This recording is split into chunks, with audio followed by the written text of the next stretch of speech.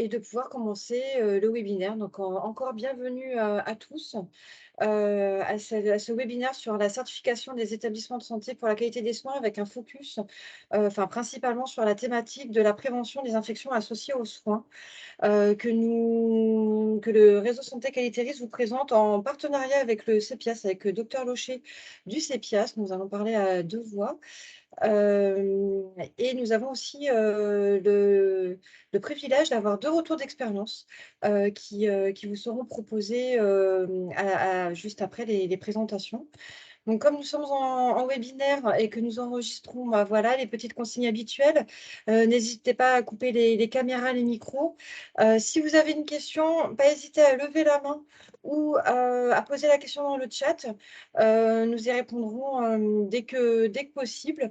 Et si malheureusement vous ne pouvez pas assister jusqu'à la fin du webinaire, il sera en replay mis à disposition sur le site du réseau. Donc, notre programme de cet après-midi est assez dense. Donc, petit passage sur la certification, mais comme la présentation n'a pas beaucoup changé par rapport à l'année dernière, il y a certains passages que nous passerons rapidement. Un focus sur la prévention, effectivement, et les infections associées aux soins pour vraiment vous donner les outils et vraiment les informations nécessaires pour l'application en établissement, plus les retours d'expérience, donc qui arriveront dans un deuxième temps, et enfin pareil, un temps d'échange, qu'on apprécie toujours lors de ce genre de webinaire. Donc la certification, donc vous avez tous les liens, hein, vous aurez les liens accessibles, les liens hypertextes. Si vous n'avez pas encore les documents, ils seront bien évidemment disponibles gratuitement sur le site de la Haute Autorité de Santé, mais vous avez les liens directement, sur le diaporama.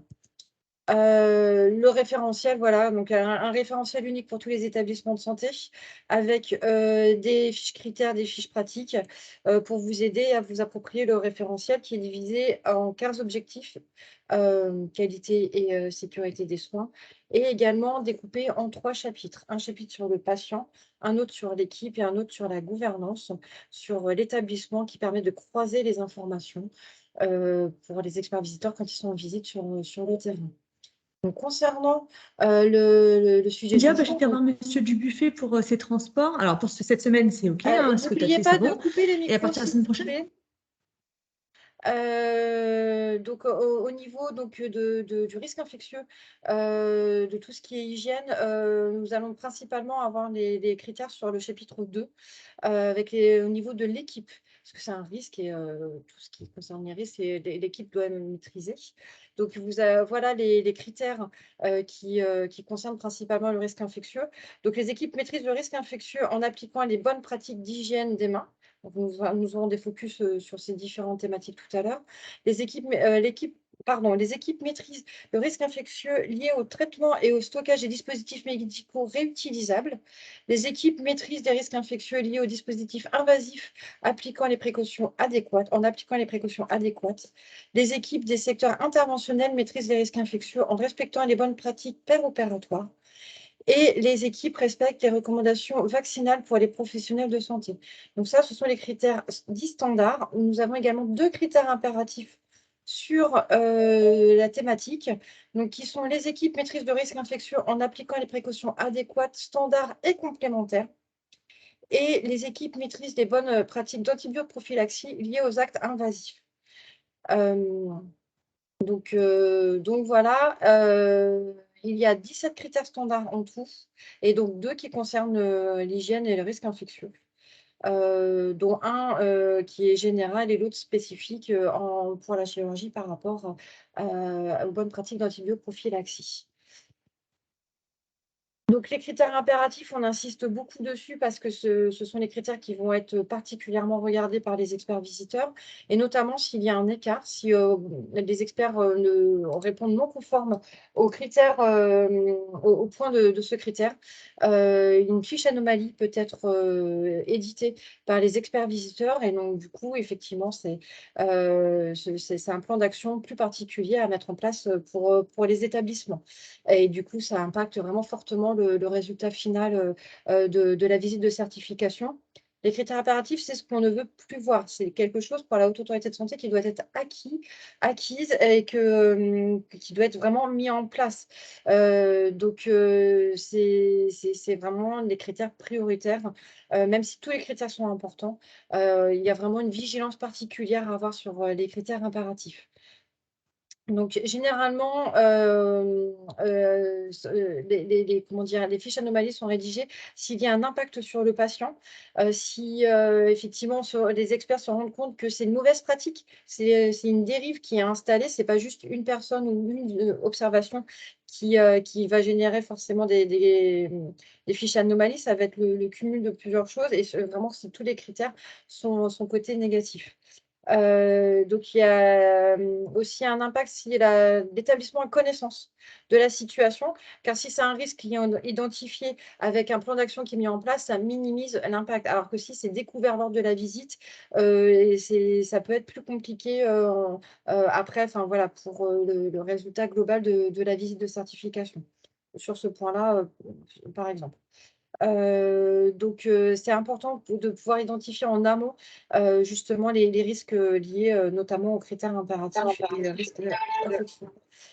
Donc donc voilà. Je ne vais pas m'étarder pas plus longtemps sur les critères impératifs. Nous avons tellement de choses à voir aujourd'hui.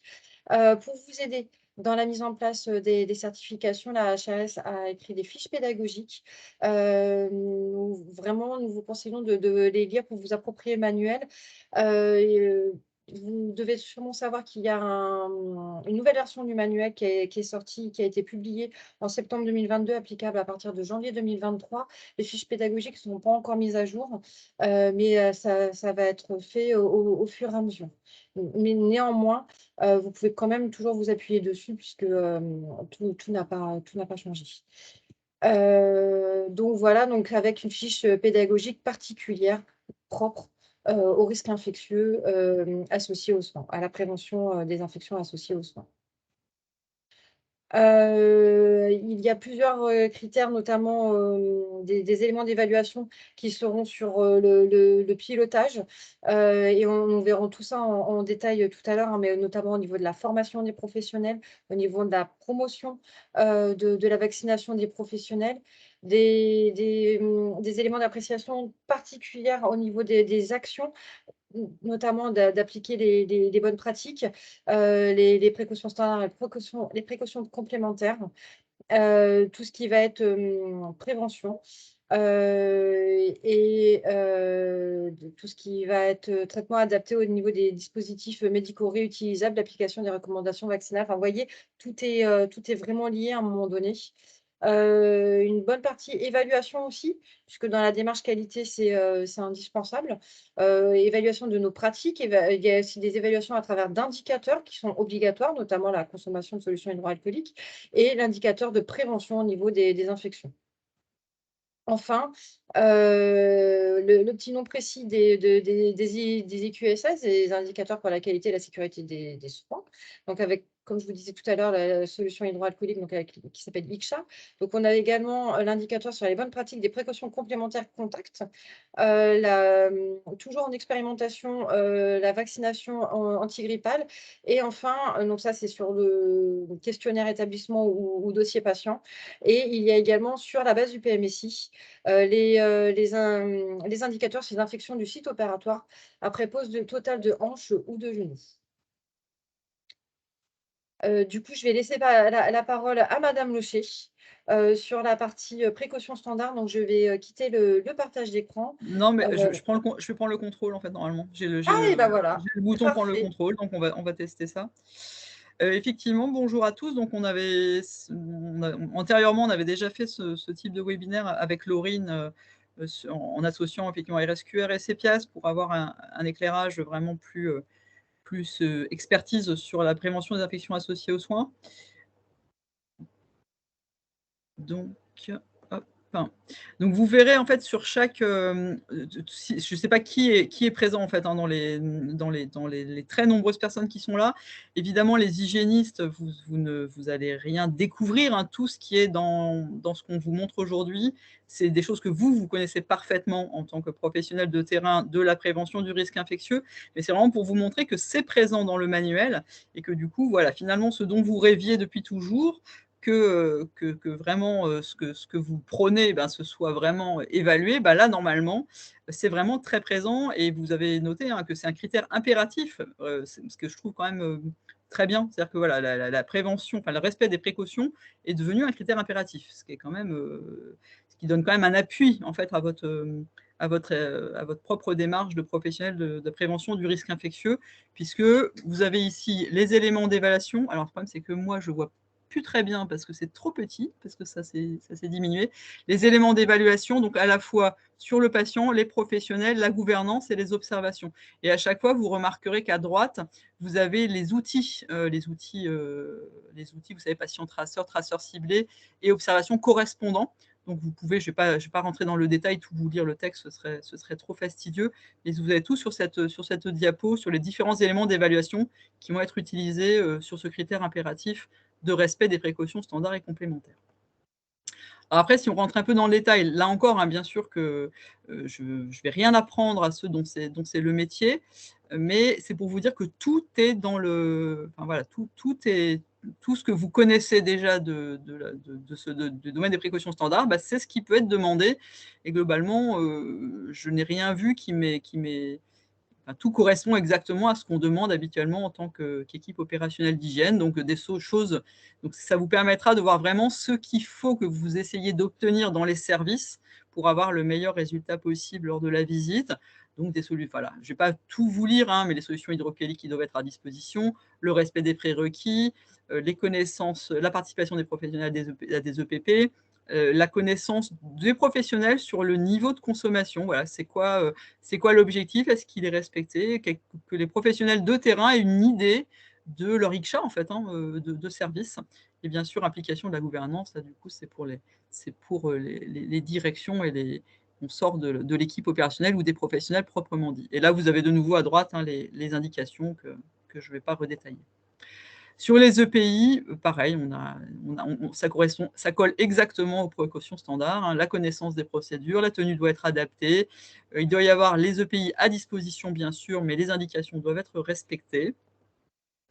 Et sur l'hygiène respiratoire, il doit y avoir tout ce qu'il faut effectivement comme matière disponible, mais aussi le respect de à qui on fait porter un masque, dans quelles circonstances, les mesures barrières. Enfin, vous savez bien qu'on nous a vraiment beaucoup redites pendant la période Covid, qui n'est d'ailleurs pas terminée. Voilà, l'hygiène des mains après contact avec les sécrétions, etc., etc. Et la mise en place d'une information aussi dans les lieux stratégiques, puisqu'on vise aussi les professionnels qui ne seraient que de passage et les visiteurs qui doivent être inclus dans cette démarche. Les bonnes pratiques en lien avec la gestion des excréta, tout ce qui est protection de la tenue, port de gants et bien sûr les hygiènes de main au bon moment et à bon escient. Et puis le transport avec le couvercle, enfin, tout ça, c'est vraiment les précautions standards qui sont demandées à travers la nouvelle certification. Prévention des accidents d'exposition aux soins, des accidents d'exposition au sang, toujours bien sûr hein, les gants, les matériaux de sécurité, les dispositifs avec ces dispositifs de sécurité quand c'est possible, enfin pour tous mis en place autant que possible pour tous les matériels pour lesquels ils existent et le plus possible, évidemment, ne pas réquisitionner, ne pas plier, ne pas désadapter, et bien sûr avoir toujours son container au plus près du soin, qui est souvent un peu ce qui pêche, et l'autre chose qui pêche quand même assez régulièrement, c'est le respect des limites de remplissage. Ne pas oublier également les équipements de protection en cas de risque de projection et d'aérosolisation, dont les lunettes, qui se sont un peu démocratisées, on va dire, au moment de la crise Covid. Mais voilà, il faut pas, même si elle est un peu, non pas derrière nous, mais enfin, le plus gros pic est passé, il faut continuer justement faut faut surfer sur la vague éventuellement et pourrait vraiment réinsister sur l'importance des lunettes de protection dans un certain nombre de cas. Et bien sûr, la conduite à tenir en cas d'accident d'exposition au sang doit être non seulement formalisée, mais elle doit être aussi accessible et de préférence, c'est dans la salle de soins que cette affiche doit être présente parce que c'est là qu'elle va servir quand même en cas d'accident et c'est pas au moment de l'accident qu'il faut avoir besoin de la chercher et que les professionnels soient bien informés de où elle est et de son contenu.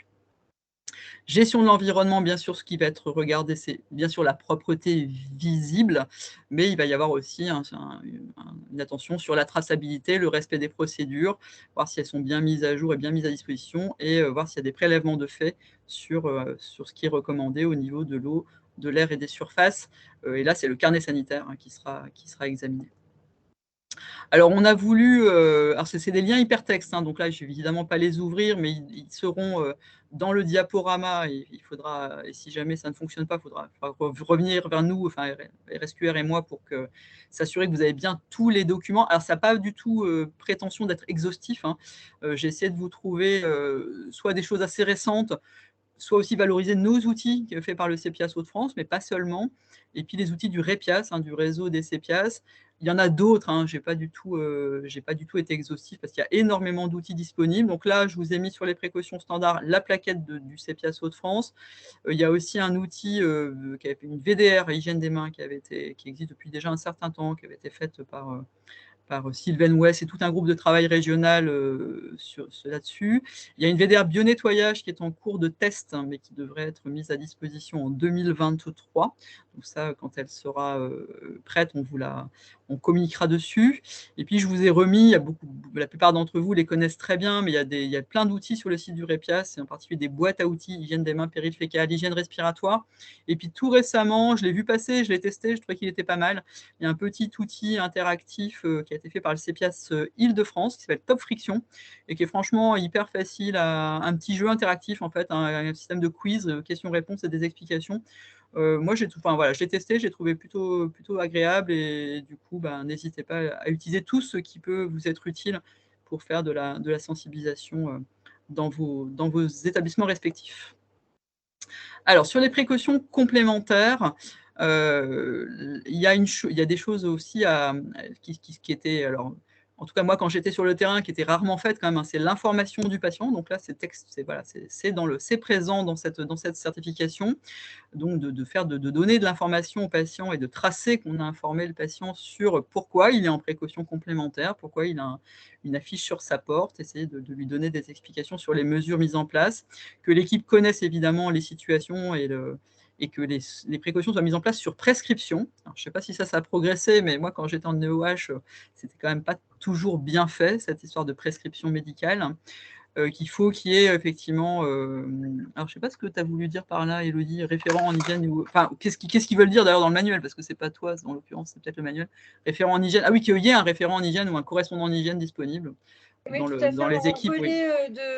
en relais de l'hygiéniste. Oui, qu'il y ait quelqu'un sur le terrain, donc qu'il y ait des correspondants en hygiène formés et qui puissent donner des explications, qui sont effectivement le relais pour donner des explications sur ces précautions complémentaires, parce que c'est vrai que c'est pas toujours facile pour chaque professionnel de comprendre en détail ce que ça signifie. Donc, s'il y a un référent, un correspondant en hygiène, c'est évidemment idéal.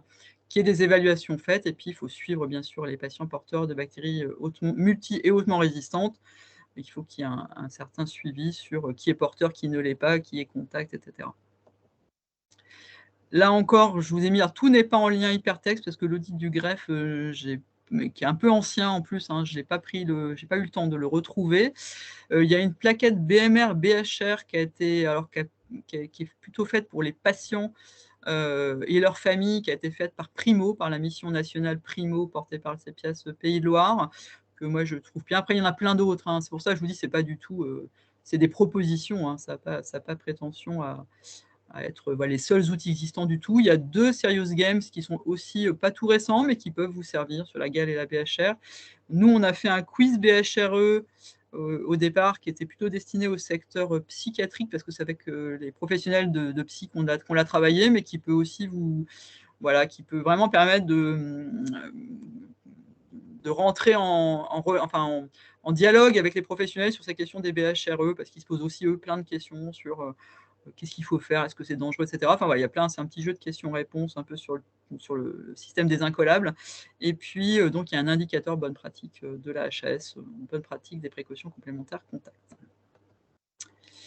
Sur les actes interventionnels, donc chirurgie et médecine interventionnelle, alors c'est un peu chargé cette diapo, mais il y a deux grandes. Il y a l'antibioprophylaxie, que je ne vais pas forcément détailler beaucoup, parce qu'on voudrait, enfin, on a prévu de faire un webinaire dédié sur ce sujet, mais c'est vraiment l'idée, et ça c'est un critère impératif, du coup, hein, on ne l'a pas mis le petit signal critère impératif, mais c'est un critère impératif, donc que les protocoles soient bien sûr rédigés, mais qu'ils soient aussi respectés en termes de posologie, etc. Enfin, posologie, et souvent c'est ce qui pêche, c'est l'heure, enfin c'est le moment où l'antibioprophylaxie est faite.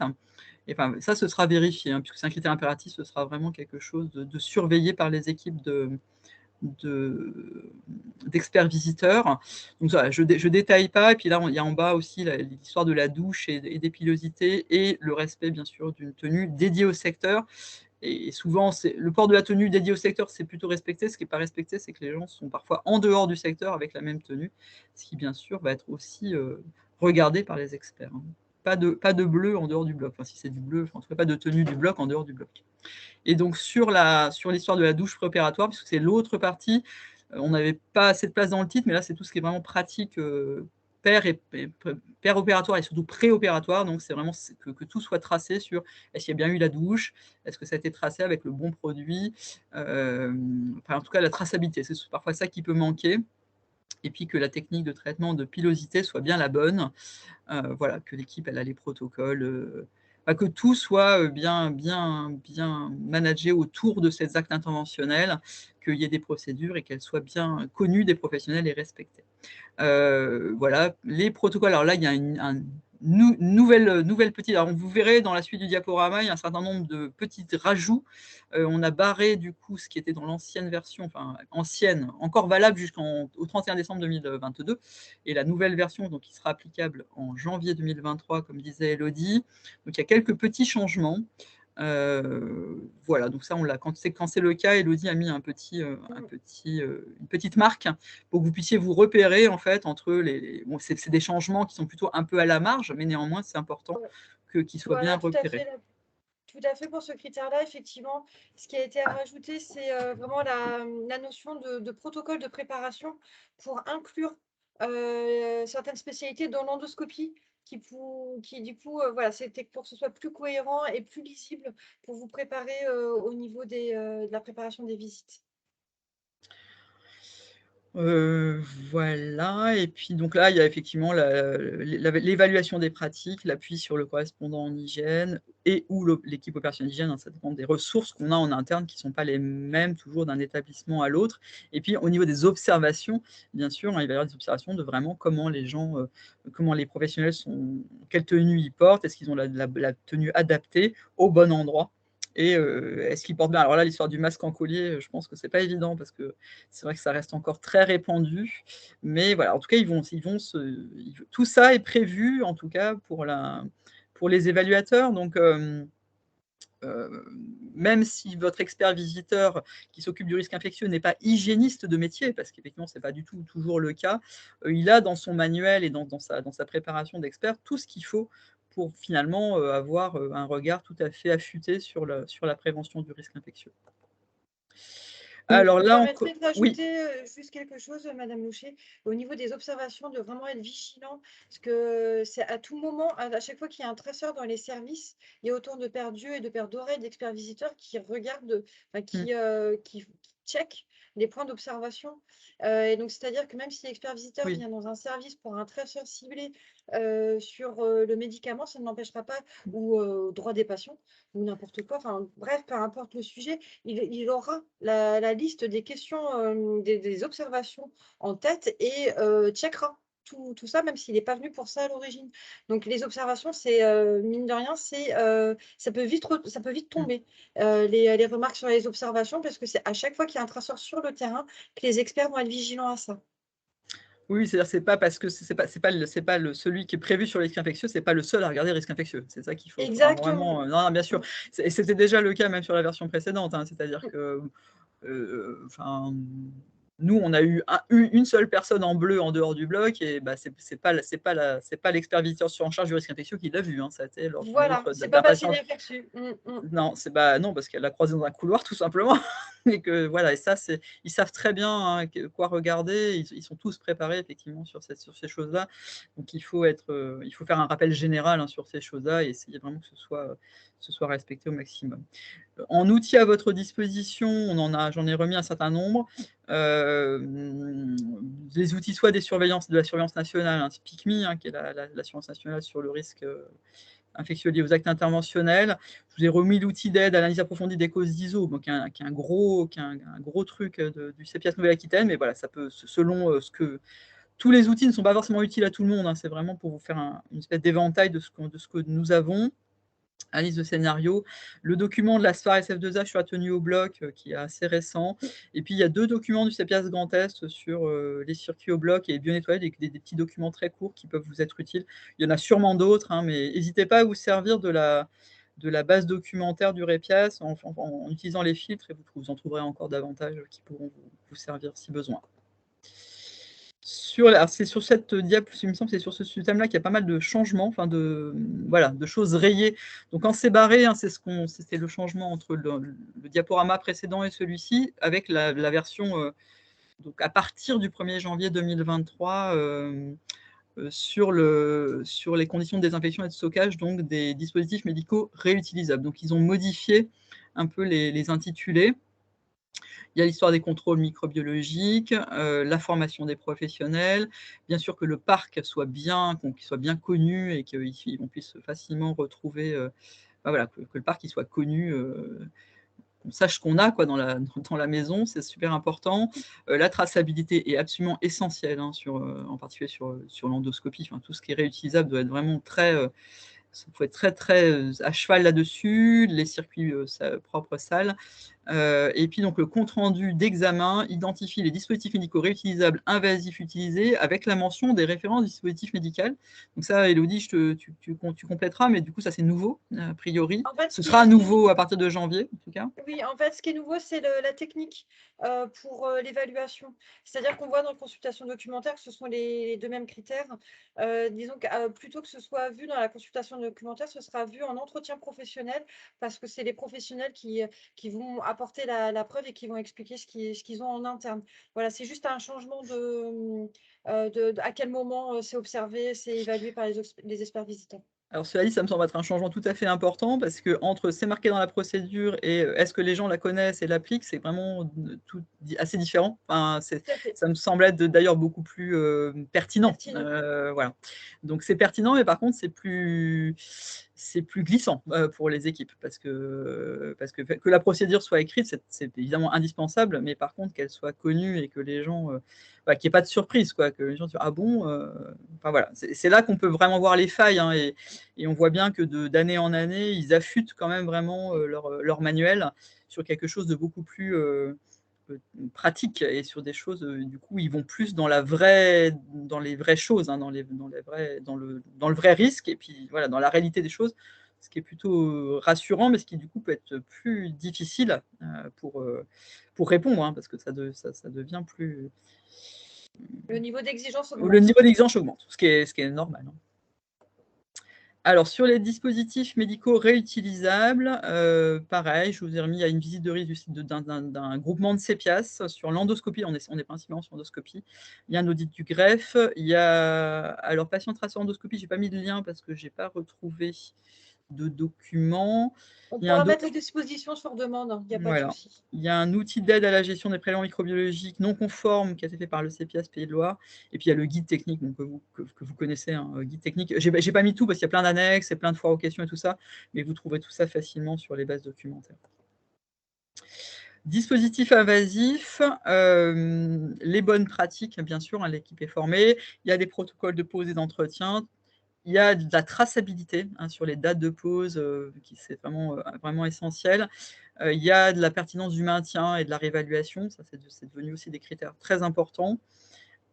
Il y a une évaluation donc de la maîtrise du risque infectieux. Les bonnes pratiques de posée de surveillance sont respectées. Et alors ça, suppression des questions patient-traceur, ça je te laisse expliquer, Élodie, parce que sur le critère, effectivement, c'était évalué par un traceur ciblé et par un patient traceur, sauf qu'en visite, avec les retours d'expérience des différentes visites, c'est pas toujours évident de trouver un patient qui correspond à la demande. Du coup, ils se sont focalisés sur le traceur ciblé. Ok. Et là, je vous ai surtout renvoyé vers des outils que vous connaissez, qui sont des fiches techniques et des outils pédagogiques de SPIADI, de la mission nationale SPIADI, et leurs observations de pratique. Et puis, il y a une fiche Primo, mais qu'on a reçue il y a vraiment, genre hier ou avant-hier, la mission Primo sur les pickline, midline, mais en milieu hospitalier, parce qu'avant, ils avaient une fiche dédiée à la ville. Et donc, je ne l'ai pas, le lien, il n'existe pas, j'ai que le PDF. Donc, sur demande, pareil, soit on pourra tout à fait, et il sera mis en ligne, mais pour l'instant, il n'est pas encore sur la base documentaire du REPIAS, et je ne l'ai pas vu non plus sur le site de Primo.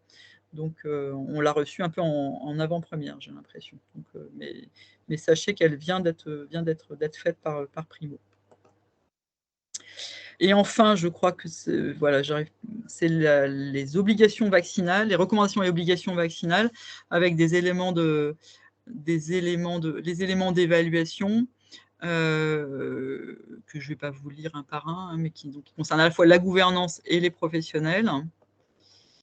Et donc, l'important est que les équipes soient sensibilisées, connaissent l'importance des différentes vaccinations obligatoires et recommandées. Elles connaissent leur propre couverture vaccinale, ce qui n'est pas toujours évident sur certaines pathologies où les vaccinations peuvent dater de l'enfance. Et donc, ça, c'est vrai, qu'ils sachent un peu où ils en sont et qu'ils puissent éventuellement faire des rappels, si besoin.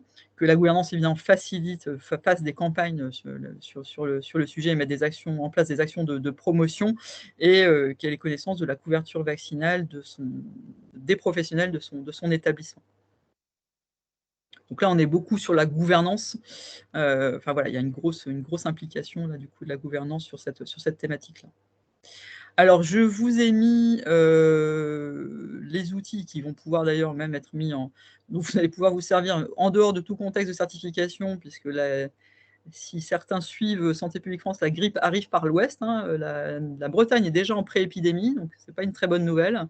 Elle a 5 à 6 semaines d'avance, voire plus par rapport à d'habitude.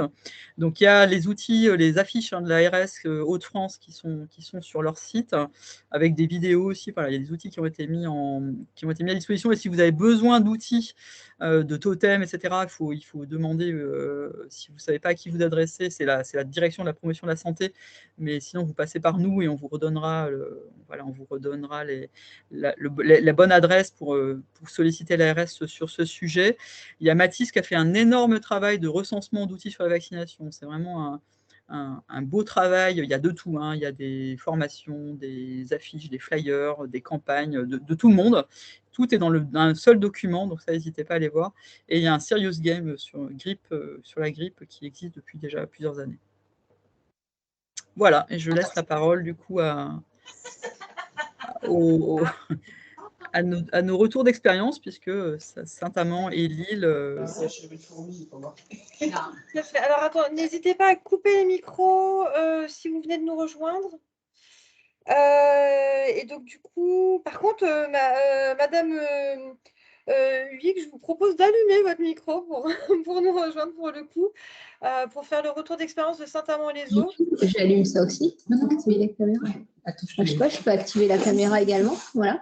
Oui, vous pouvez activer la caméra si Bonjour, vous m'entendez du coup? Oui. Super. Très bien. Donc, du coup, je reprends la main pour partager les images. Merci beaucoup. En tout cas, nous avons 2 retours d'expérience de l'hôpital de Saint-Amand-les-Eaux et du CHU de Lille. Donc, nous allons commencer par Saint-Amand. Et vraiment, merci parce que ça va être un retour très, très précieux. Donc, je vous propose de commencer par Saint-Amand. Vous êtes prêts? Oui, bien sûr. Donc, merci beaucoup de m'avoir invité pour faire ce retour d'expérience. Donc, moi, je suis Marie Huyghe, donc pharmacien hygiéniste sur l'hôpital de Saint-Amand-les-Eaux. Donc, concernant cet établissement de santé, c'est un établissement, une petite structure, établissement public qui comprend deux secteurs, un secteur sanitaire et un secteur médico-social. Donc, le secteur sanitaire est composé de 177 lits.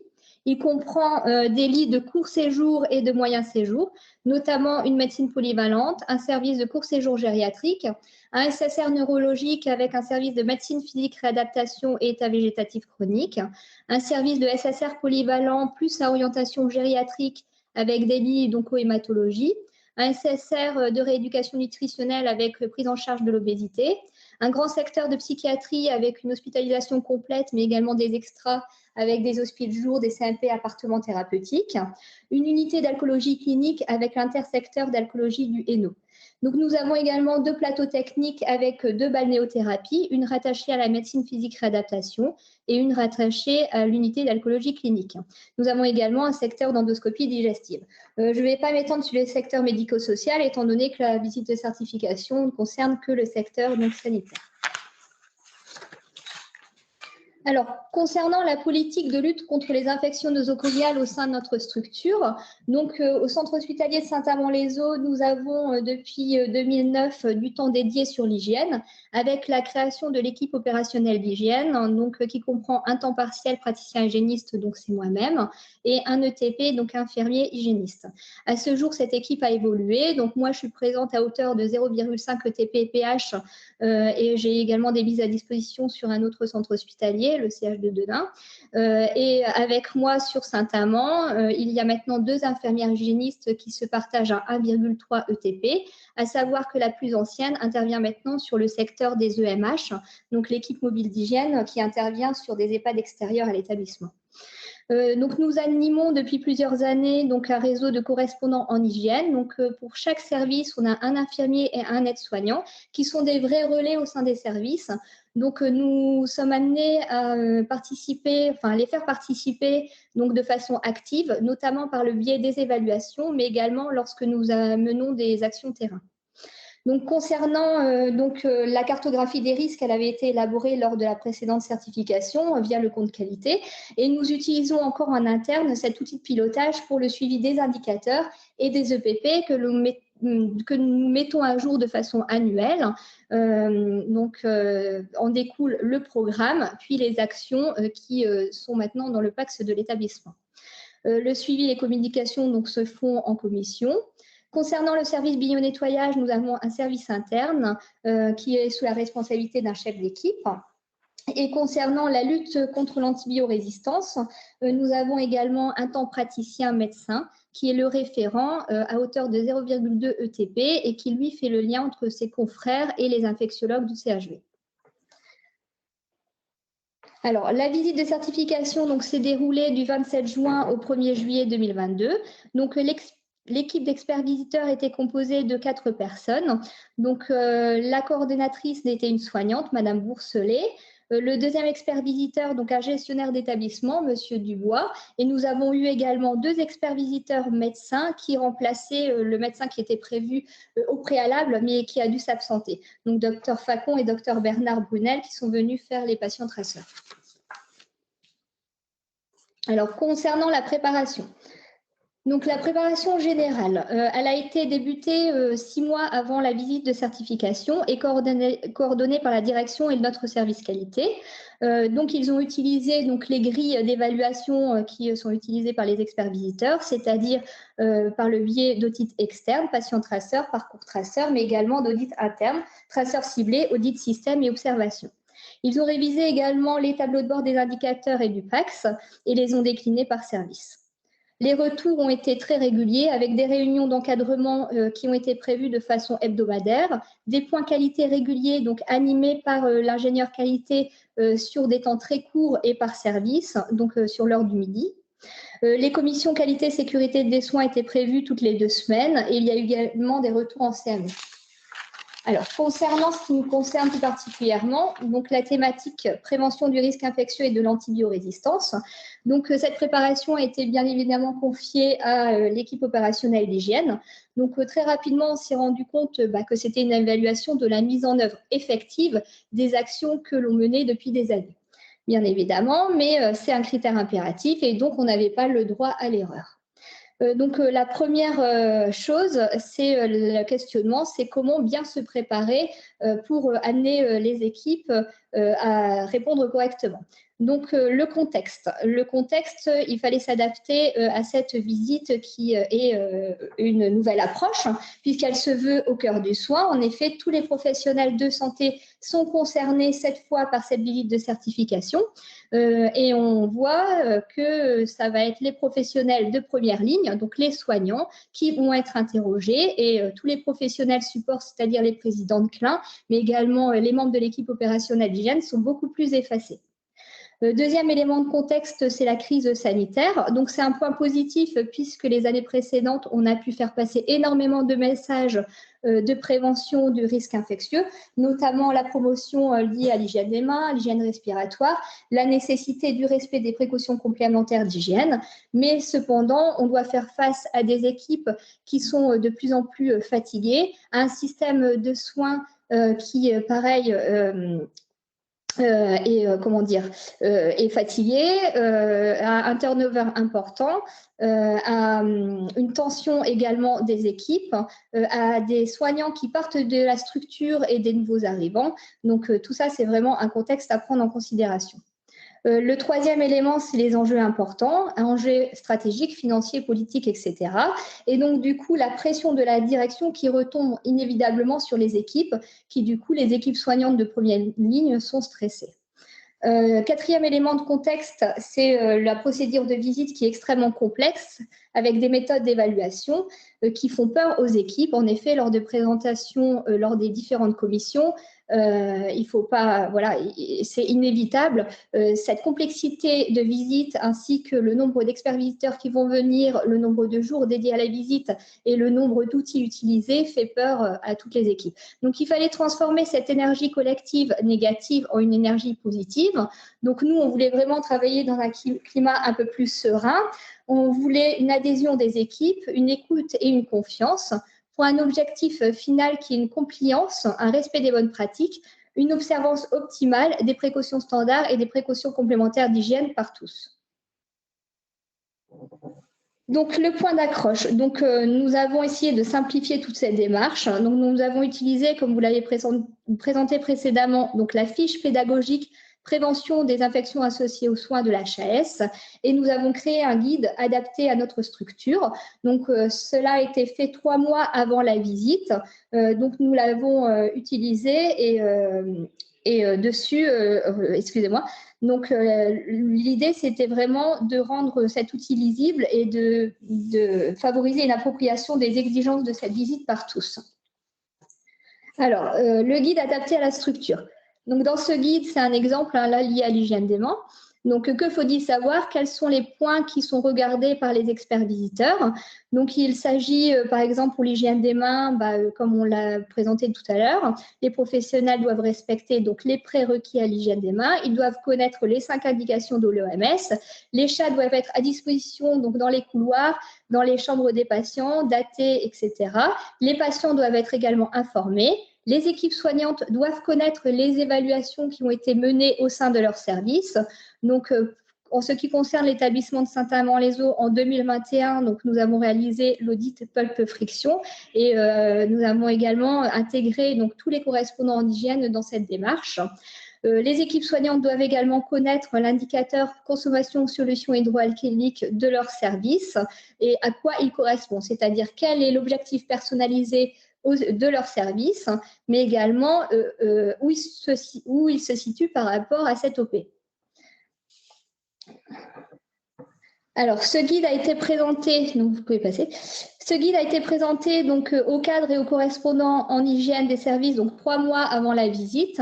Les infirmières hygiénistes ont accompagné donc au sein des services en réalisant des réunions d'explication, en mettant à jour avec les équipes tout ce qui est affichage, ont apporté les éléments de réponse, ont échangé avec les équipes, et il ne faut surtout pas oublier donc toutes les équipes transversales, notamment les services techniques et le brancardage.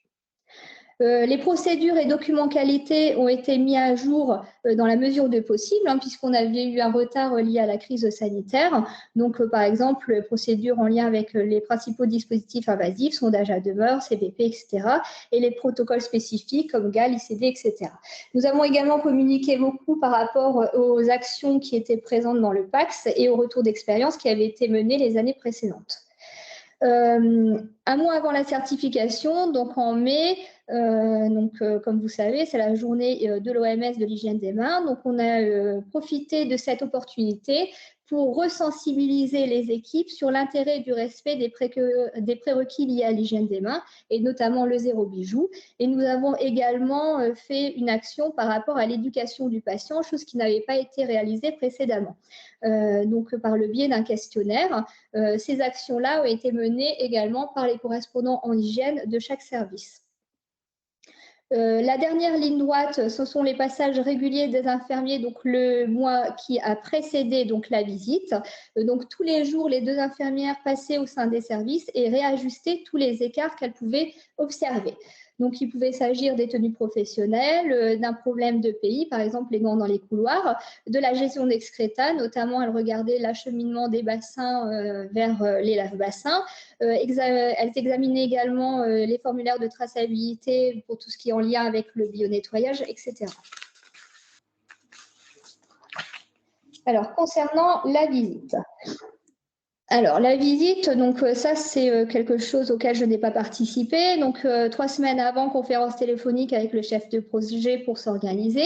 Donc, au niveau du planning, ce qu'il en ressort, on a eu 11 patients traceurs, 6 parcours traceurs, 8 traceurs ciblés et 11 audits système.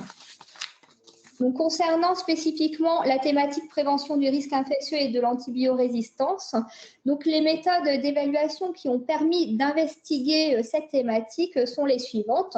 Donc, le traceur ciblé prévention des DIAS et d'endoscopie, un traceur ciblé. Allô? Oui, vous m'entendez? Oui. Oui, un traceur ciblé, donc prévention de IAS en service de médecine, un traceur ciblé EIG, le traceur ciblé circuit du médicament antibio, l'audit système maîtrise des risques, dynamique d'amélioration, puis les patients traceurs. Donc, je vais reprendre point par point. Donc, en tant que OH, nous avons eu la chance d'être conviés justement à l'ensemble des traceurs ciblés. Donc, le premier concernait donc, le secteur d'endoscopie.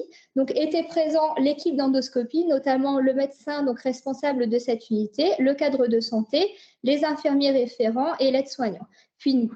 Il a eu lieu au niveau du secteur d'endoscopie. Donc, l'expert visiteur qui était la coordinatrice a fait un tour de table, a visité les locaux. Et dans la première partie, c'était vraiment focalisé sur l'endoscopie. Donc, il y a eu un tas de questions sur le processus de désinfection, les éléments de traçabilité. Elle a demandé pour voir les carnets de suivi des endoscopes, le suivi des contrôles microbiologiques et a posé beaucoup de questions aux équipes par rapport à leur formation en intra et en extra. La deuxième partie de cette évaluation était orientée sur l'organisation de la lutte contre les infections nosocomiales au sein de la structure, notamment sur nos missions en tant que OH et référents infirmiers. Rôle des OH, organisation des formations également. Alors, concernant donc le traceur ciblé en médecine polyvalente, donc là, il a été donc coordonné par le deuxième expert visiteur, donc le gestionnaire. Donc était présent toute l'équipe, le médecin chef de service, le cadre de santé, l'infirmière référente en hygiène, d'autres infirmiers, un aide-soignant, ASH et nous. Donc nous, on était beaucoup plus effacés, on n'avait pas le droit de répondre aux questions, bien évidemment, de l'expert visiteur. Ce traceur ciblé a eu lieu en office, au sein de l'office du service et alors nécessitait également d'avoir un poste informatique accessible pour pouvoir visualiser le DPI mais également avoir accès au réseau. Donc, l'expert visiteur a fait un tour de table et a commencé à poser des questions aux soignants. Donc, concernant les précautions standards et précautions complémentaires d'hygiène, le type de question qui a été posée, c'était: pouvez-vous me parler des précautions standards au sein de votre service? Avez-vous été formé? Si oui, comment? À quelle fréquence? À quel moment? Concernant l'hygiène des mains, y a-t-il eu des évaluations au sein de vos services? Connaissez-vous l'objectif de votre service? Lorsqu'un patient nécessite des précautions complémentaires d'hygiène, que faites-vous? Bref, il n'y a aucune inquiétude à avoir. Par contre, on n'est pas sur la bonne diapo. C'est la diapo précédente, excusez-moi. Voilà. Oui, apparemment, il y a des commentaires comme quoi on ne voit pas le diaporama. Je n'ai touché à rien. Je ne comprends pas. On est à je vais. Et c'est ce que je regardais. Peut-être essayer de quitter Teams parce que je ne vois pas d'erreur dans. Bah non, ça a changé d'un seul coup. Il faut cliquer en bas à droite. C'est-à-dire. Je vais arrêter le partage. Ah, c'est bon, c'est revenu. Bon. Toi, tu revois quelque chose, Noël? Moi, de mon côté, j'ai tout comme il faut. Donc, je me demande si ce n'est pas un problème pour certains participants. Ah bah peut-être. Ça revient. C'est bon, j'ai récupéré. Il y a dû y avoir un clic malheureux accidentel. Donc, bah oui, donc c'est pas grave. Non, j'ai rien, mince. Tout le monde n'a pas tout.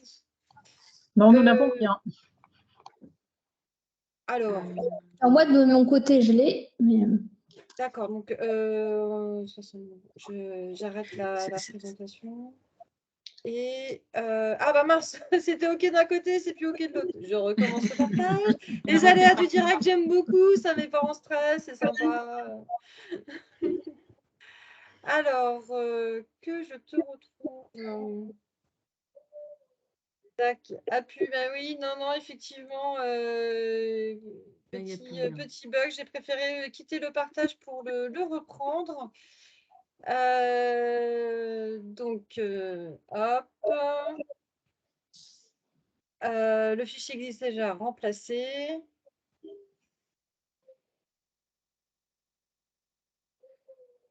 Alors, pour moi, c'est repartir, reprendre. Est-ce que du coup, c'est bon pour vous? Pour moi, je le vois. Parfait. Tac. Et on va la diapo. 60 ou 61. Désolée pour les diapos passés rapidement. Je ne sais pas. Attendez, peut-être si je fais comme ça, ce sera mieux. Est-ce que là, c'est bon pour vous? Parfait. Oui, alors c'est une diapo précédente. C'était celle d'avant? Voilà. Oui, encore avant? Oui, excusez-moi. Voilà. Donc, je m'étais arrêtée au point précaution standard, précaution complémentaire. Donc, pas de surprise. L'expert visiteur, c'est vraiment aidé du guide, en fait. Donc, vraiment, aucune surprise par rapport aux questions qui ont été posées. Concernant les dispositifs invasifs, on en parlait tout à l'heure. En effet, ça a été investigué par le biais d'un traceur ciblé. Donc, l'expert visiteur, lui, a choisi de suivre les cathéters veineux périphériques. Et il a demandé aux équipes comment se passaient les pauses et la surveillance au sein du service. Quels étaient les éléments de traçabilité? Il a demandé qu'on ouvre un dossier patient pour lui montrer les éléments de surveillance. Donc, nous, on a un outil d'observance qui était rempli et connu des équipes, mais il a vraiment vérifié ce point-là autour d'un dossier. Il a également demandé au médecin comment le médecin évaluait la pertinence du maintien des cathéters veineux périphériques, comment, à quelle fréquence. Voilà. Ensuite, c'est suivi d'une visite du service. Donc, nous, en tant qu'hygiénistes, nous n'avons pas été conviés, mais nous avons eu un retour par le biais de l'infirmière correspondante en hygiène. Donc, l'expert visiteur a été voir les différents locaux déchets, lave-bassin, etc., les salles de soins. Il a vérifié les affichages, il a regardé les unités mobiles de protection qu'on utilise pour la mise en place des précautions complémentaires d'hygiène, etc. Donc là, encore une fois, aucune surprise, aucun écart par rapport au guide. Troisième diapo suivante. Concernant l'audit système, là étaient conviés vraiment tous les membres de la direction, tout ce qui est versant stratégique. Il y a eu beaucoup de questions par rapport à la stratégie, pilotage et organisation au sein de notre structure. Et on a également présenté le plan blanc, enfin pas moi-même, mais la direction, qui avait été mis à jour peu de temps avant la visite. Concernant, donc, alors je l'ai mis quand même, traceur ciblé EIG, puisque c'est un point quand même particulièrement intéressant. Donc moi, j'ai été conviée pas en tant qu'hygiéniste, mais parce que je suis le référent médical responsable du suivi des EIAS. Du coup, l'expert visiteur qui était le gestionnaire a posé beaucoup de questions par rapport à l'organisation de la gestion des événements indésirables associés aux soins au sein de notre structure. Et j'en avais profité pour ressortir les fiches synthèse de retour d'expérience des années précédentes qui étaient relatives aux risques infectieux que j'ai pu donner donc à l'expert visiteur. Donc, on en avait fait 3, notamment un sur la retard de mise en place des précautions complémentaires spécifiques ICD, une sur une épidémie BHRE et une sur une bactériémie liée à un KT à Sarma. Le dernier, donc le patient traceur, donc bien évidemment, ça a été évalué par le médecin en l'absence de l'OH, bien évidemment. Donc le lendemain, on a eu un retour du patient traceur qui s'est déroulé en médecine gériatrique, il me semble.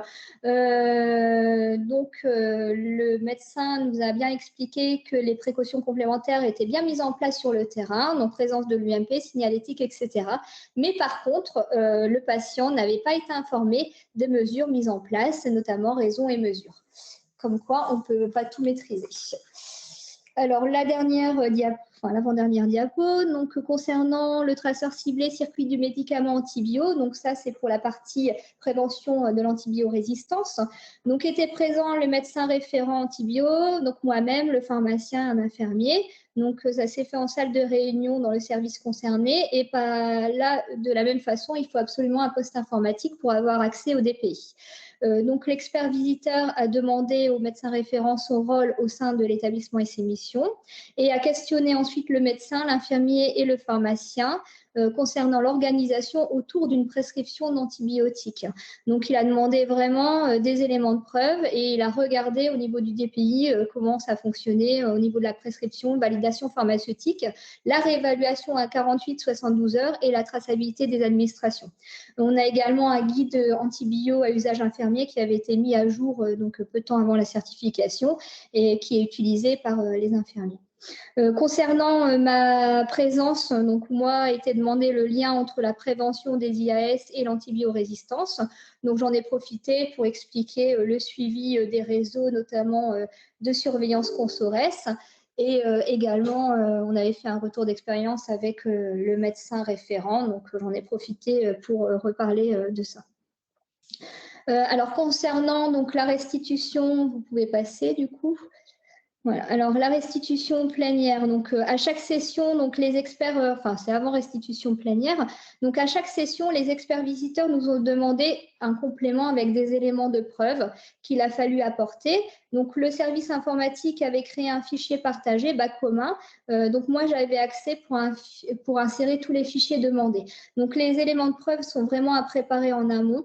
Donc il s'agit de tout ce qui est compte rendu, des formations en intra, en extra, les feuilles d'émargement, les actions de sensibilisation qu'on avait effectuées, notamment dans le cadre de la semaine sécurité patient et des journées hygiène des mains, le tableau de bord des indicateurs et des EPP, le compte-rendu des commissions, le PAX, le compte-rendu des réunions correspondant en hygiène, compte-rendu des CREX, les rapports SPIADI, Consores, EPP. Bref, tous les éléments de preuve nous ont été demandés au cours de visite.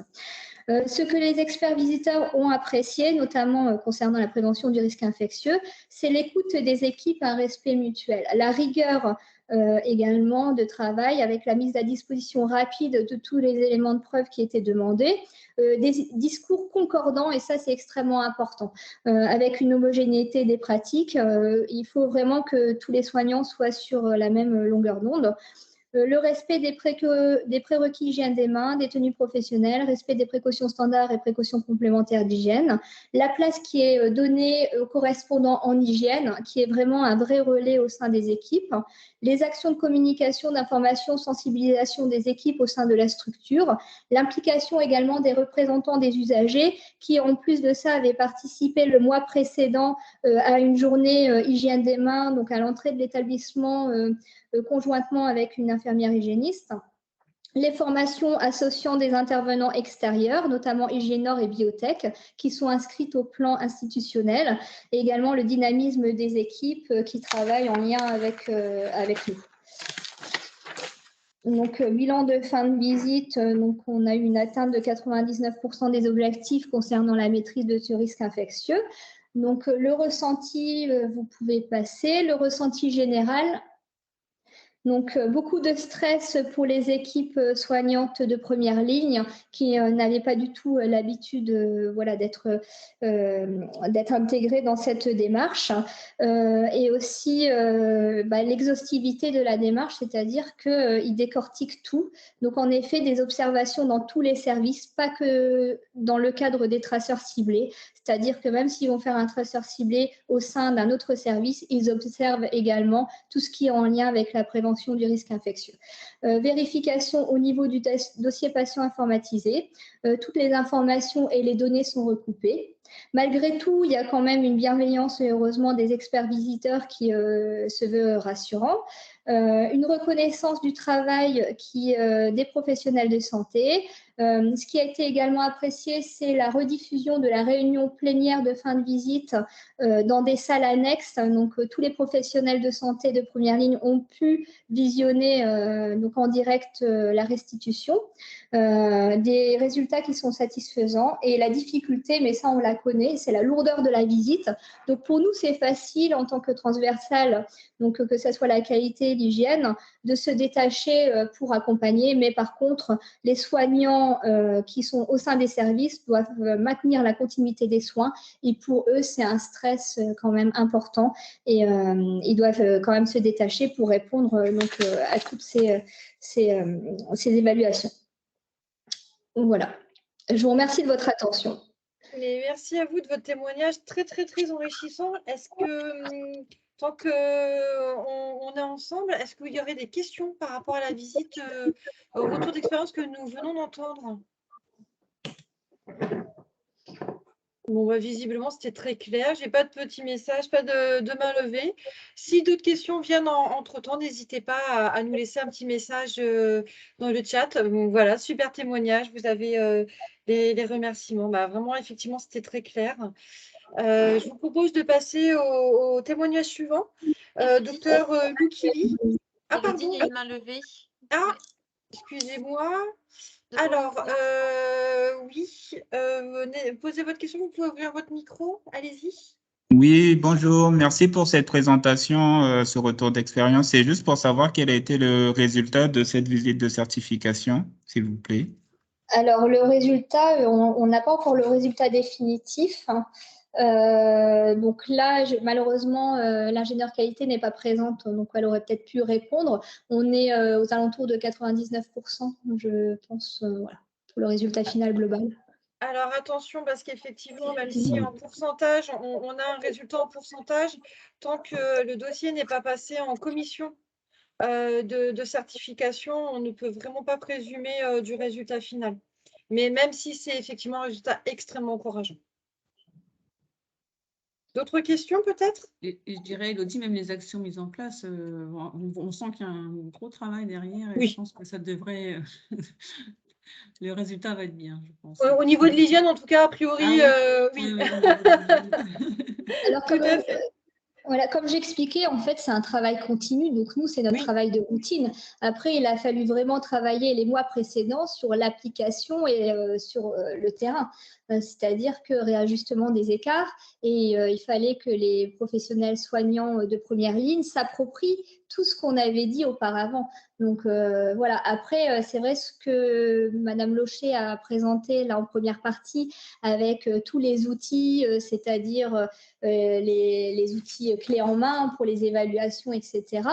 Ça, c'est un travail qui, nous, voilà, c'est routinier. Donc, on ne l'a pas fait 3 mois avant. Ce qu'on a fait 3 mois avant, c'est resensibiliser les équipes, passer dans les services, réajuster et redire la même chose. Donc, les discours qu'on apporte depuis plusieurs années. Voilà, ça a été vraiment plus intense les mois qui ont précédé la visite. Mais c'est vrai que le travail fourni est énorme. Mais bon, c'est notre métier. Eh bien, c'est un très joli mot de la fin. C'est ce que je voulais dire. Je vais remettre ma caméra pour parler, mais c'est vrai que c'est ce que je voulais dire. On sent que ce n'est pas un travail de dernière minute et que ça fait déjà quelques années que vous êtes dans les rétextes, que vous êtes dans la mise en place de plein d'actions qui vous permettent, effectivement, à la dernière minute, il y a le rush de bien ressensibiliser les équipes, etc. Mais on sent que le travail, il date pas d'il y a 3 mois, quoi. Voilà, tout à fait. Un bon travail. Du coup, docteur Mikili, est-ce que vous êtes prêt? Oui. Oui, bonjour tout le monde, je suis prêt effectivement. Très bien, écoutez, merci pour cette invitation. Donc, je vais essayer de partager avec vous le retour d'expérience de la visite de certification qu'on a eue au mois d'octobre, début octobre. Donc, bien sûr, sur le volet de gestion du risque infectieux. Je serai beaucoup plus synthétique, beaucoup plus court, parce que tout a été dit avant, mais globalement, on retrouve exactement les mêmes choses, hein, mais vraiment à peu de détails près.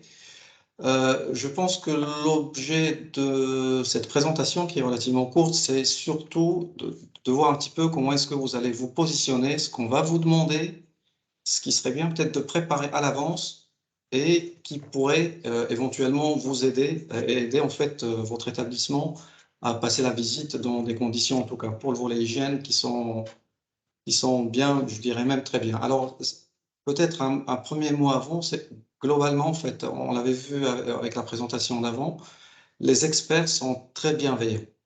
Donc ça, c'est vraiment, ils sont pas là pour chercher la petite bête, ils sont là, ils ont des grilles d'évaluation qui sont hyper formatées et ils suivent strictement leur grille dans l'évaluation qu'ils font. Donc ça, je pense que c'est très, très important. Et deuxième chose, c'est qu'ils n'ont pas les yeux uniquement ciblés sur la grille, ils regardent tout ce qu'il y a autour. Autrement dit, ils peuvent être sur un traceur ciblé et regarder complètement autre chose. Donc, et après, ils font une synthèse entre eux et puis il y a les retours qui sont faits quasiment tous les matins ou tous les soirs, ça dépend effectivement des visites. Alors, en tant que EOH, nous, on a été sollicités à différents niveaux, et je pense que vous aussi, vous allez l'être, puisque ça a été présenté auparavant. Dans un premier niveau, c'est au moment de l'audit système. L'audit système, en fait, l'évaluateur, il va essayer de comprendre un petit peu le processus, l'ensemble des processus qui sont dans l'établissement, afin qu'il puisse effectivement les vérifier sur le terrain et voir que ces processus sont vraiment mis en œuvre par les professionnels. Donc là, il y a une réunion, même je dirais 2 réunions qui sont faites avec les responsables de l'établissement, les pilotes des processus, puisqu'ils veulent comprendre comment fonctionnent les processus avant d'avancer. Et puis suite à ça, en fonction des processus, ils vont demander à rencontrer plutôt des pilotes d'un processus ou un autre. Pour notre cas, ils ont demandé notre rencontre avant d'aller sur le terrain pour avoir une vision un peu plus précise de ce qu'ils vont aller évaluer. Donc cette rencontre était vraiment déterminante puisque sur cette rencontre-là, on leur a expliqué un petit peu tout ce qu'on fait, pas seulement expliqué, mais on leur a également montré ce qu'on a fait. Et ça, c'est vraiment très, très important parce qu'ils ne cherchent pas uniquement à comprendre, mais comme je disais, c'est de voir est-ce que les choses sont vraiment mises en œuvre. Et plus que ça, c'est est-ce que c'est vraiment mis en œuvre sur le terrain. Deuxième niveau, on va vous demander effectivement de participer ou on va vous solliciter, c'est le niveau des traceurs ciblés. Donc les traceurs ciblés, vous les connaissez tous. Je pense que tous les établissements ont pris du temps pour se préparer effectivement en fonction de leurs activités. Et sur ces traceurs ciblés, l'expert visiteur, il attend à ce que, si vous le rencontrez avant, ce qui était notre cas, il vaut mieux que vous lui présentez un petit peu ce que vous avez fait par rapport à chaque traceur ciblé, où est-ce que vous en êtes et quels sont les résultats. Comme ça, en fait, quand il arrive sur le terrain, quand il va commencer à poser des questions aux professionnels ou checker un certain nombre de points, il va trouver de la cohérence et de la concordance entre ce que vous avez dit et ce qu'il y a sur le terrain. Donc ça, c'est vraiment très, très important. Et puis le troisième niveau, ça va être la participation effectivement de l'équipe opérationnelle aux rencontres quotidiennes, donc entre les représentants de l'établissement, dont vous, et les experts visiteurs. Alors ce que cherche l'expert à savoir, c'est pour vous en tant qu'EOH, c'est comment est-ce que vous êtes organisé. Donc l'organigramme de l'équipe, qui fait quoi dans l'équipe, quelles sont les articulations que vous avez avec les différents secteurs de soins, Donc, les services de soins, les plateaux techniques, les laboratoires, les services techniques pour les travaux, etc. Donc, tout ça, ils sont intéressés par le savoir. Comme ça, en fait, il leur reste très peu de questions à poser. La deuxième chose, c'est votre programme d'action ou votre plan d'action. Alors, le plan d'action, ce n'est pas le plan d'action qui vient juste de commencer il y a 6 mois, mais vous pouvez revenir sur les 2-3 dernières années. Autrement dit, vous pouvez effectivement dire que depuis 2 ans ou 3 ans ou même 4 ans, on est sur tel programme, telle action et on est en train d'avancer. Par contre, il ne suffira pas de dire ça, il va falloir expliquer comment ça a été décliné. Et les déclinaisons en fait, du programme vont être qu'est-ce qui a été fait en termes de formation, qu'est-ce qui a été fait en termes d'audit ou d'évaluation, de surveillance et d'indicateurs, et puis de gestion d'alerte et d'épidémie. Alors ça, ce sont des éléments qui sont importants, notamment quand on va les relier en fait aux traceurs ciblés. Quand on va dire, OK, pour le traceur ciblé, précaution standard ou l'hygiène des mains, etc., nous avons effectué X formations, on a en programmation X formations par an, nous formons à peu près tant de personnes par an, etc., etc. Nous faisons des évaluations. Il ne suffit pas de dire nous faisons des évaluations et voilà les résultats des évaluations. Ça peut remonter à 1 an, à 2 ans ou à 3 ans. Donc là, vous montrez la preuve de ce que vous dites. Et ainsi de suite pour l'ensemble des traceurs ciblés qui sont en fait finalement des éléments qui vont de toute façon être investigués. Et en fait, le dernier point, bien sûr, il faudra que ça soit illustré par des résultats. Donc, encore une fois, la réunion que vous allez, si il vous propose ou il vous demande de faire une réunion en amont, ne la refusez pas. Moi, je dirais même préparez-la à l'avance, quoi. Vos diaporamas, vous les préparez. Ils sollicitent vous rencontrer avant, ben, c'est tant mieux, les choses sont claires. S'ils ne le sollicitent pas, alors ce qu'il va faire, il va vous demander des fois des éléments de preuve. C'est ce qui a été dit en fait dans l'établissement précédent. Donc on leur a demandé des éléments de preuve et des éléments de preuve. Nous, on avait tout. Et à la fin, en fait, en partant, il nous a dit, est-ce que vous pouvez nous envoyer tout ça? Donc on lui a envoyé tout ça, puis après, c'était tout. On n'avait plus de questions derrière.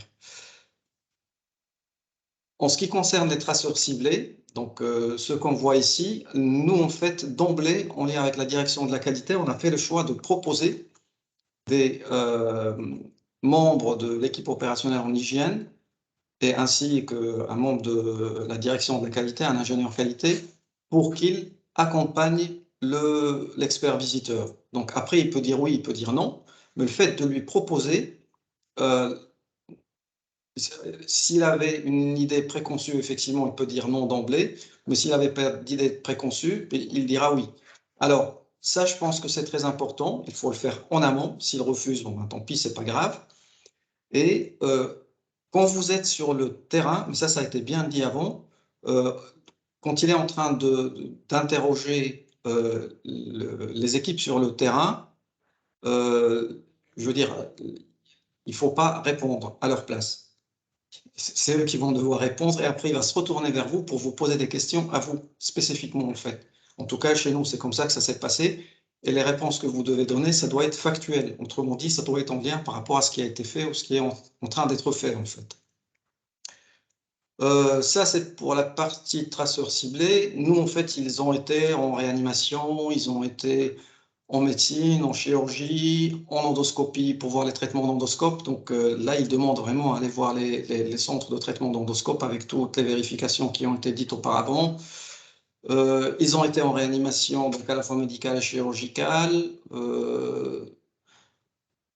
Donc voilà, en fait, ils ont fait quasiment l'ensemble, sauf peut-être les SSR, ils n'ont pas fait de SSR, non. Ils n'ont pas été, on leur avait proposé un secteur de SSR, mais ils n'ont pas choisi.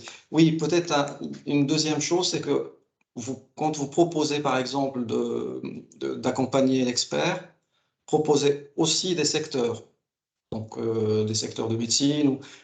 Il choisira pas, c'est pas très grave. Le plus important, c'est qu'il arrive, on lui a proposé quelque chose et c'est à lui de décider, in fine, il garde ou il garde. Et la dernière diapo, c'est la participation de l'EOH aux rencontres quotidiennes des représentants du CHU, donc de votre établissement, les experts visiteurs.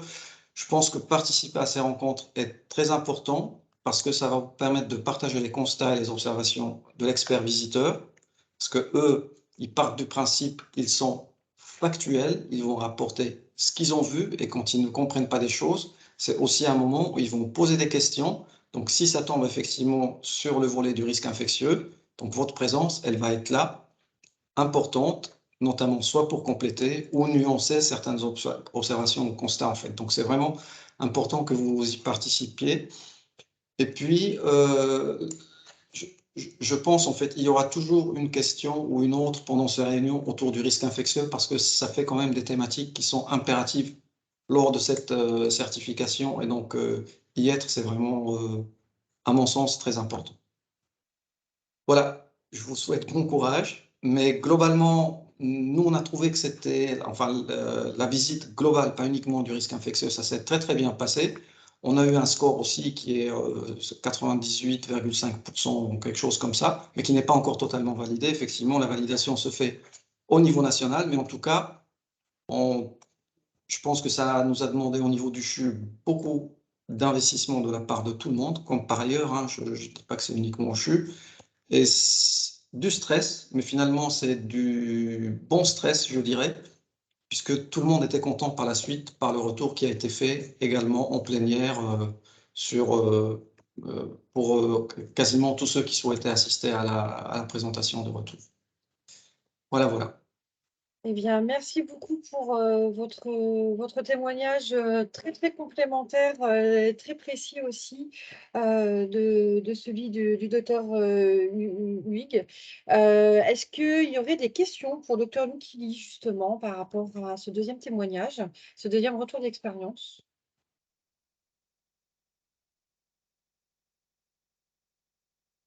Comme tout à l'heure, pas de message, pas de main levée pour le moment. Donc, même proposition, hein, si vous avez des questions qui viennent au fur et à mesure, n'hésitez pas à les poser. Du coup, on avait prévu une fin de webinaire à 14h30. Donc, je vais passer un peu rapidement sur les dernières diapositives qui sont les mêmes qu'on a vues effectivement déjà l'année dernière, notamment au niveau des outils, mais ça a déjà été évoqué en fait tout au long de la présentation, au niveau le fait qu'il y a des différents outils pour toujours converger faire un même objectif, hein, donc la qualité, la sécurité des soins au quotidien et évaluée lors de la visite externe de la HAS, la visite de certification. Donc, les outils disponibles, et on en a eu des témoignages, donc les EPP, les évaluations des pratiques professionnelles, tout ce qui va être observation, les retours d'expérience, les comités de retour d'expérience, éventuellement des RMM, peuvent être faites avec un impact où il y avait des questions au niveau hygiène et infections associées aux soins. Les traceurs ciblés, les indicateurs qualité pour la sécurité des soins, les audits système. Les événements désirables sont effectivement aussi, et leur analyse, très riche d'enseignements. Et les patients traceurs, donc effectivement, lorsqu'on croise tous ces outils, ça nous donne vraiment tout un tas de pistes complémentaires de tous les outils que Madame Locher nous a présentés tout à l'heure pour pouvoir se préparer. Donc avec quelques exemples ici. Au niveau du référentiel, comme on vous l'a présenté, vous savez d'avance sur quelles questions, sur quelle thématique on va vous poser les questions, avec quelle évaluation, traceur ciblé, patient traceur, etc. Tout est vraiment bien écrit. Et donc, en hygiène, on vous a fait une petite synthèse que vous pourrez regarder à tête reposée. Petite synthèse des critères et par quel outil d'évaluation seront observés au moment de la visite.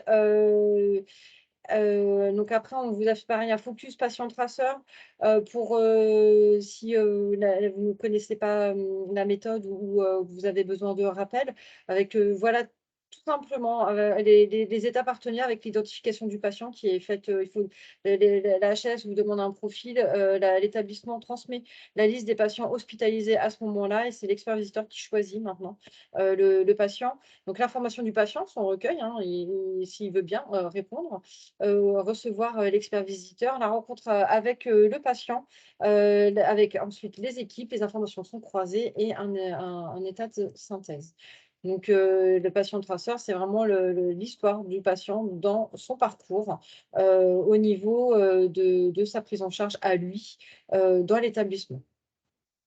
Donc avec quelques questions au niveau hygiène. Donc, savez-vous où trouver la solution hydroalcoolique? Est-ce qu'on vous a expliqué l'importance des bonnes pratiques en hygiène? Les précautions standards, précautions complémentaires, est-ce qu'on vous a expliqué pourquoi? Et tout à l'heure, effectivement, on a eu le témoignage que des fois, voilà, c'est une des choses qui peut ressortir. On pense avoir tout bouclé et non, en posant la question au patient, soit il ne le savait pas ou il s'en souvenait plus, mais en tout cas, il peut y avoir des choses qui reviennent, des informations qui reviennent aux experts visiteurs par le témoignage des patients. Au niveau du traceur ciblé, on en a beaucoup parlé. Donc là, il y a un choix d'un traceur, effectivement, par rapport au profil de l'établissement, par rapport à ses activités, par rapport à des risques éventuels. Donc le circuit est reconstitué et les experts donc identifient les professionnels impliqués et vont poser les questions directement sur le terrain à chaque personne qui croise pour pouvoir répondre aux questions de la grille du traceur ciblé. Et donc c'est vraiment et pour vérifier les bonnes pratiques, non seulement en les questionnant, en les observant lors du traceur ciblé, mais comme on a vu tout à l'heure aussi, les observations se font tout au long de la visite, avec également la consultation documentaire en lien, mais avec la nouvelle version du manuel de certification, de plus en plus, la consultation documentaire a été reportée sur l'entretien professionnel pour que ce soit plus logique, plus pertinent en termes d'évaluation. Donc, au niveau des traceurs ciblés, il y a eu des petites évolutions, pas pour le sujet qui nous intéresse aujourd'hui, qui est toujours inclus dans les traceurs ciblés. Juste, voilà, on fera un focus sur un webinaire adapté aux évolutions de la V 2023. Mais voilà, c'était pour vous montrer que le traceur ciblé, prévention des infections associées aux soins, est toujours d'actualité à partir de janvier 2023. Voilà, donc en interne, si vous voulez vous entraîner à faire des traceurs ciblés, il faut que vous identifiez une donnée d'entrée, quelle qu'elle soit. Ça peut être un mauvais prélèvement, une fiche d'événement indésirable, une réclamation patient ou peu importe, quelque chose sur lequel vous pouvez vous améliorer, partir de ce point-là et après détricoter pour aller regarder ce qui s'est passé pour en arriver là ou savoir si tout se passe bien dans votre établissement. À vous de vous approprier. Alors, c'est vrai que les grilles de la HAS sont très générales, mais n'hésitez pas à adapter, à vous approprier les grilles, les thématiques pour vous entraîner à poser les questions en interne pour vous entraîner. En résumé, effectivement, l'évaluation continue de la thématique par l'établissement. Donc, c'est en interne, et ça a été très, très bien démontré par les témoignages. C'est important, effectivement, on continue de travailler, et que la certification, c'est pas, on ne travaille pas pour la certification, on travaille pour la sécurité, la qualité et la sécurité des soins, la prise en soin, en bon soin de nos patients. Et effectivement, donc il y a tout ce qui est évaluation interne et après avec une évaluation externe périodique.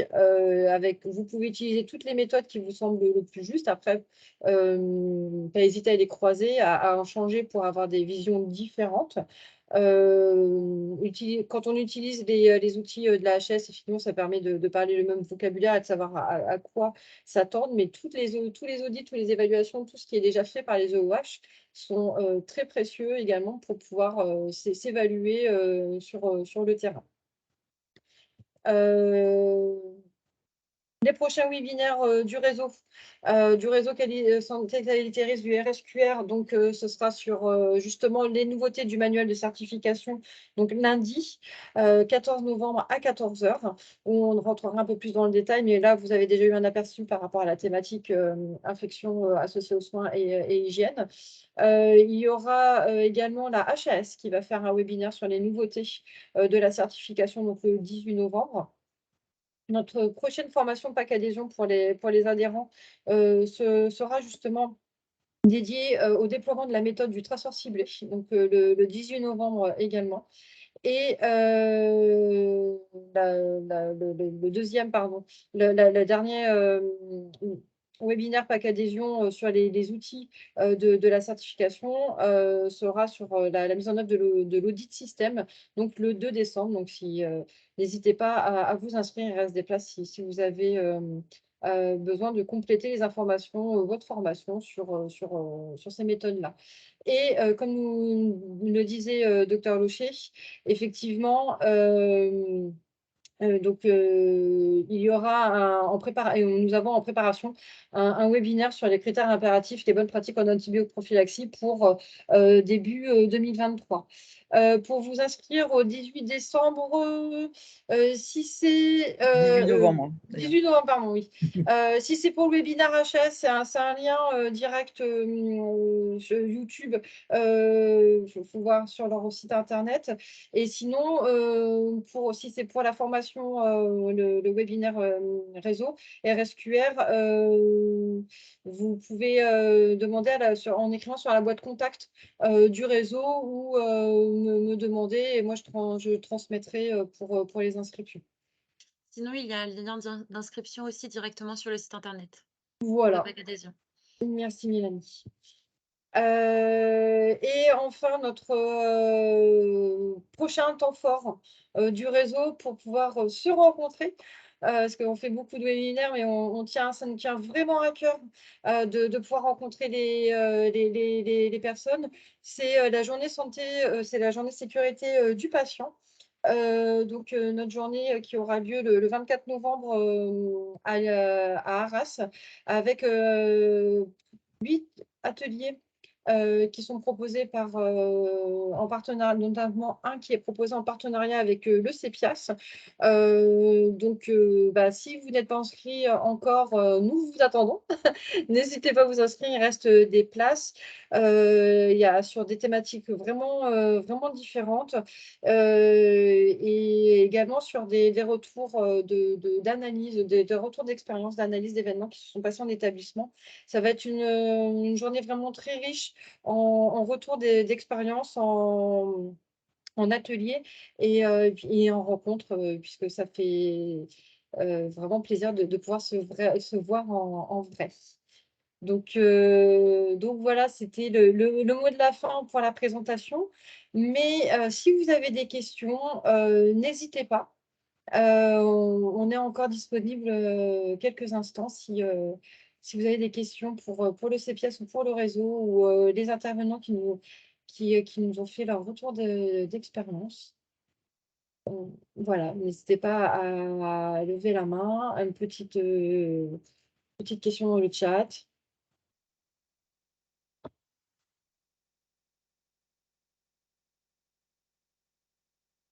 Pour l'instant, pas de manifestation. Dans ces cas-là, si vous avez des questions qui viennent après, n'hésitez pas à recontacter, à contacter le réseau. On répondra avec plaisir à vos interrogations pour continuer à vous accompagner, notamment dans ces démarches de certification qui sont assez intenses, hein, comme on le sait.